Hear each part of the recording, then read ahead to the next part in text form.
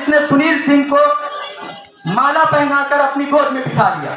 कौन सुनील सिंह, जानते हैं सुनील सिंह को? नहीं। आप YouTube पर जाकर देखिए, सिद्धार्थ नगर में योगी आदित्यनाथ की मौजूदगी में उसने कहा था मुस्लिम औरतों को कब्र से निकाल कर रेप करो और हर मस्जिद की मीनार से अल्लाह अकबर की जगह हर हर महादेव की आवाज गूंजनी चाहिए। उसको अखिलेश यादव ने अपने बगल में बिठाया। तो आप सोचिए किसकी तरफ आप जा रहे हैं। मुजफ्फरनगर का दंगा हो रहा था और ये सफाई में बैठे डांस देख रहे थे। ये हमारी तारीफ करेंगे, ये हमारी सदारत करेंगे। मुजफ्फरनगर जो दंगा हुआ उस समय भी ओवैसी साहब भी हमारे और आपके लिए खड़े थे। हाशिमपुरा का मामला हुआ उसके लिए भी ओवैसी साहब बोले। और जब वोट लेने की बारी आई तो नहीं फला जीत जाएगी। हमें किसी को हराना नहीं है, हमें अपने आप को जीतने के लिए लड़ना है। अगर हम ये सोच ले कि हम अपने लिए लड़ रहे हैं, हम अपने हुकूक के लिए लड़ रहे हैं, हम अपने बच्चे के मुस्तकबिल के लिए लड़ रहे हैं, तो इंशाल्लाह आप कामयाब होंगे। वरना कभी आपकी कामयाबी मुकद्दर नहीं बन सकती। मेरे दोस्तों, जब गज़वा बद्र की लड़ाई हुई आपको याद होगा, उस समय 313 सिर्फ मुसलमान थे, सिर्फ 313। और कुफ्फार के लश्कर कितने थे? हजारों से तादाद में ज्यादा। मुसलमानों के पास टूटी फूटी तलवारें थी और उनके पास हाथी, घोड़े, ऊंट, सब कुछ। अगर वो घर से नहीं निकले होते तो क्या जीतते कभी गज़वा बद्र की जंग जीतते? और उसमें सबसे बड़ा दुश्मन अबू जहल भी मारा गया था। मारा गया था ना अबू जहल। और किसने मारा था? माज और मऊद 13-14 साल के बच्चे ने मारा था।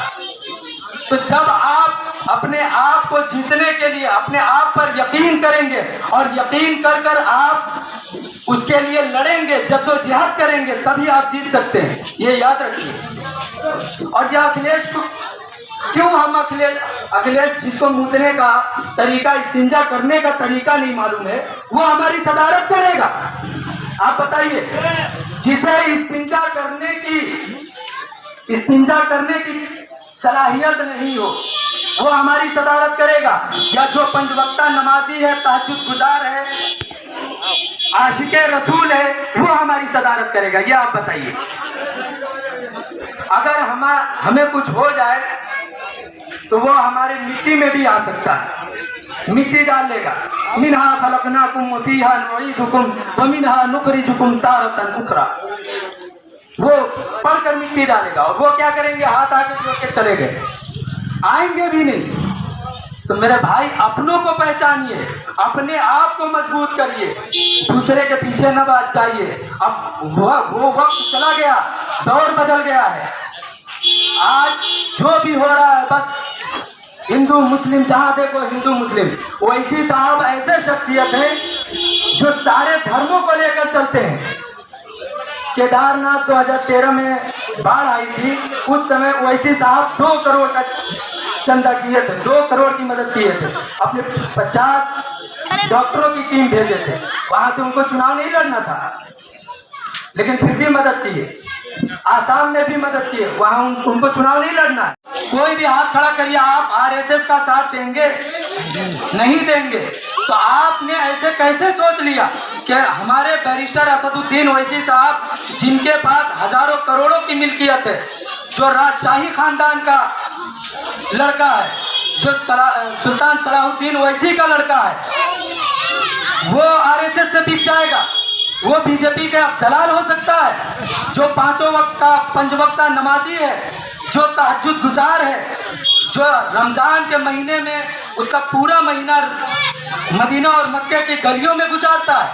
आपने कैसे सोच लिया मेरे भाइयों? हमारे और आपके मसलों पर जब भी कोई मसला होता है तो संसद के अंदर बेधड़क अकेला एक से वही आवाज उठाता है हमारे और आपके लिए।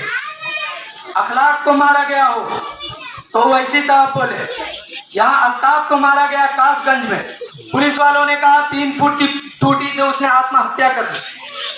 आप बताइए, 3 फीट की टूटी से कोई आत्महत्या कर सकता है? कोई रस्सी में बांधकर आत्महत्या कर सकता है, वो भी नल की टूटी से? हर मसले पर ओवैसी साहब बोले और जब वो वोट मांगने के लिए, सब लोग कहते हैं यार बोलते तो बहुत अच्छा है, लेकिन वो आएंगे तो फला हार जाएगी। ये आप लोग हमें बताइए, बीएसपी में जो एक और पार्टी बनी है, बीएसपी में दूसरी पार्टी चंद्रशेखर रावण ने बनाई है, वो पार्टी, जिस पार्टी का नाम है भीम आर्मी। बहुत लोग जानते होंगे भीम आर्मी अलग एक पार्टी बनी है। किसी भी दलित से आपने सुना दलित ने कहा हो चंद्रशेखर रावण अगर लड़ेंगे तो मायावती हार जाएगी? सुना आप लोगों ने?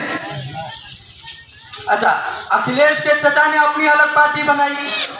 आपने किसी भी यादव से ये बात सुना? शिवपाल अलग चुनाव लड़ रहे हैं, अखिलेश हार जाएंगे, सुना आप लोगों ने? राजा भैया सबसे बड़ा गुंडा माफिया है यहाँ का। उत्तर प्रदेश में सबसे बड़ा माफिया अगर कोई है तो राजा भैया है, जिसने जियाउल हक का कत्ल करवाया, जिसने जियाउल हक, सीओ जियाउल हक का कत्ल करवाया। उस मसले पर भी वैसी साहब बोले, और जब वोट लेने की बारी आई तो नहीं फला जीत जाएगी। हमें किसी को हराना नहीं है, हमें अपने आप को जीतने के लिए लड़ना है।